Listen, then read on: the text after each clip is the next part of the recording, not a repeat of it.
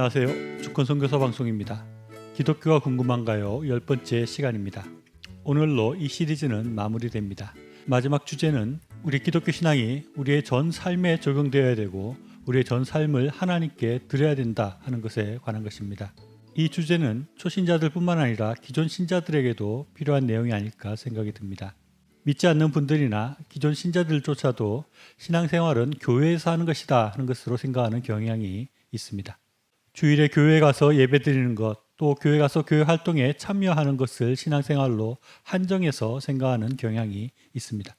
물론 앞에서도 여러 번 강조했듯이 우리 신앙생활에서 교회가 중요하고 교회를 통해서 예배를 드려야 되고 성경 공부를 해야 되고 또 성도 간에 서로 교제하는 것이 아주 중요합니다.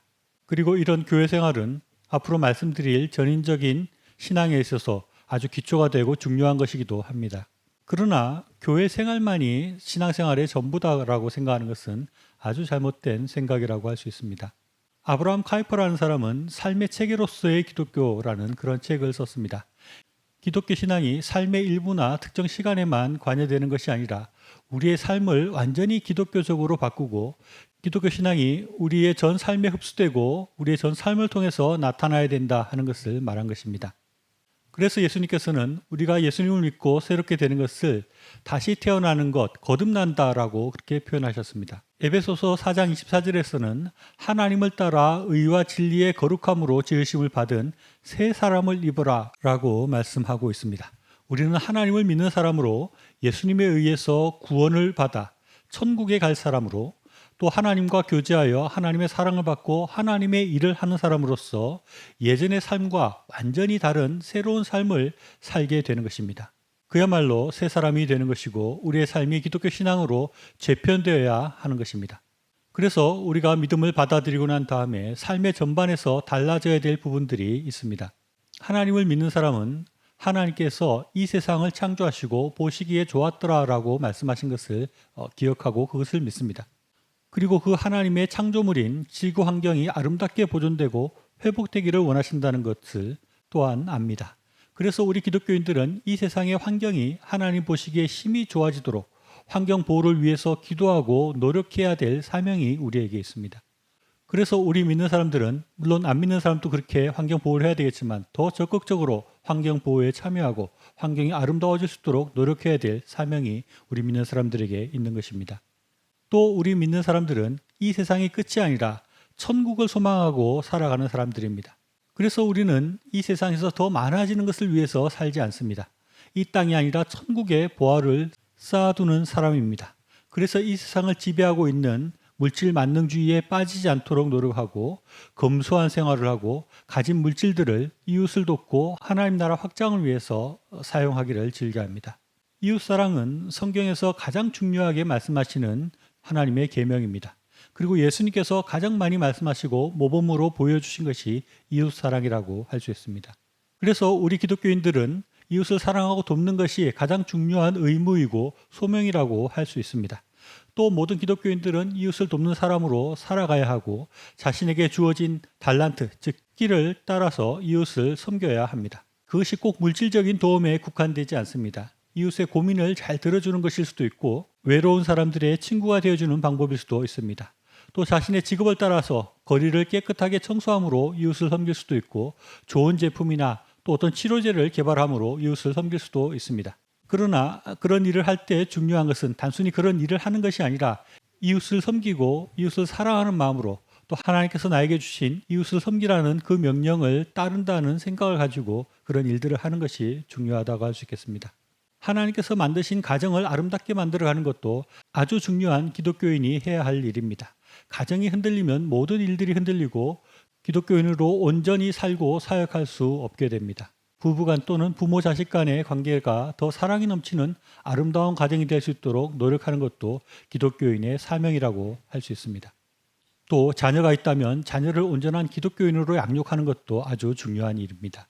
일반 세상에서 이루어지는 교육들이 기독교인들에게도 필요한 것이지만 자칫 그런 세상 교육의 영향으로 물질 만능과 이 세상의 것들만 추구하는 아이들로 자라날 수 있다는 위험에 대해서도 생각해야 합니다. 그래서 진정한 기독교인의 삶과 가치에 대해서 어릴 때부터 잘 교육하고 양육하는 것이 중요합니다.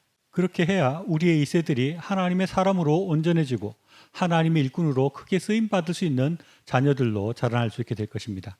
그런 차원에서 우리의 삶의 많은 시간에서 접하게 되는 인터넷, 유튜브, TV, 영화 등의 미디어들도 신경을 쓰고 주의해야 합니다.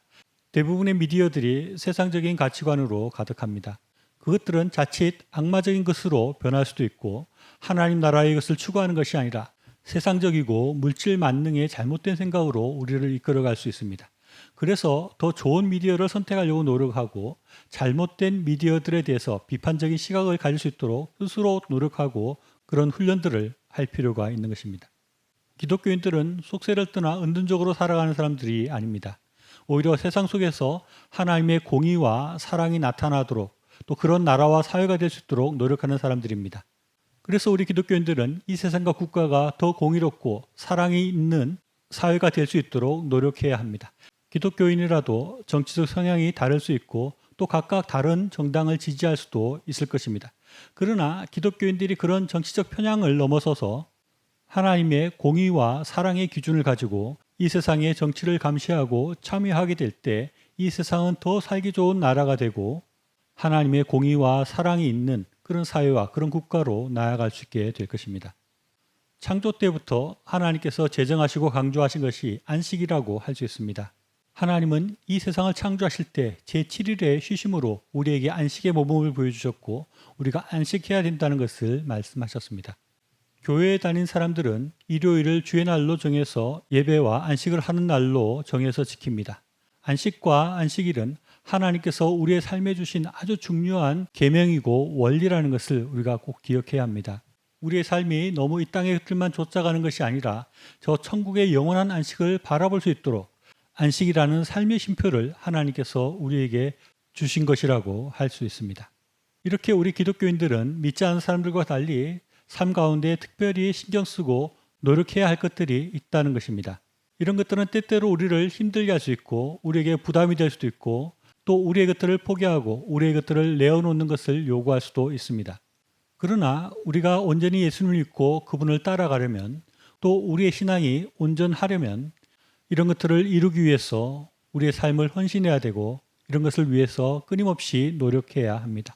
그야말로 십자가를 지고 주님을 쫓아야 하는 것입니다. 요한계시록 3장 15절로 16절에서는 이렇게 말씀하고 있습니다. 내가 내 행위를 아노니 내가 차지도 아니하고 뜨겁지도 아니하도다. 내가 차든지 뜨겁든지 하기를 원하노라. 내가 이같이 미지근하여 뜨겁지도 아니하고 차지도 아니하니 내 입에서 너를 토하여 버리리라 라고 말씀하고 계십니다. 기독교 신앙에서는 적당히 믿는 것은 있을 수 없습니다. 우리의 신앙이 철저한 신앙이 되지 못하면 아주 처절한 신앙이 될 수 있다는 그런 말이 있습니다. 믿는 것도 아니고 안 믿는 것도 아닌 그런 어정쩡한 신앙은 우리를 오히려 힘들게 할 수 있습니다. 그리고 그런 어정쩡한 신앙은 오히려 굴레가 돼서 우리를 속박하고 우리를 억누르고 우리를 괴롭히는 모습으로 우리에게 다가올 수 있습니다. 그러나 우리의 모든 것들을 내려놓고 철저하게 예수님을 믿고 따르면 오히려 우리는 짐을 내려놓고 참된 자유와 놀라운 은혜가 함께하는 새로운 삶과 인생을 살아갈 수 있게 되는 것입니다. 마태복음 11장 28절로 30절에서는 수고하고 무거운 짐진 자들아 다 내게로 오라. 내가 너희를 쉬게 하리라. 나는 마음이 온유하고 겸손하니 나의 멍에를 메고 내게 배우라. 그리하면 너희 마음이 쉼을 얻으리니 이는 내 멍에는 쉽고 내 짐은 가벼우니라 라고 주님께서 말씀하셨습니다. 하나님을 철저히 믿고 따르며 우리의 전 삶에서 주님을 인정하고 따르는 신앙으로 나아가므로 주님 주시는 기쁨과 평안과 힘과 능력이 함께하는 복된 신앙생활이 될 수 있기를 간절히 바랍니다. 시청해 주셔서 감사합니다.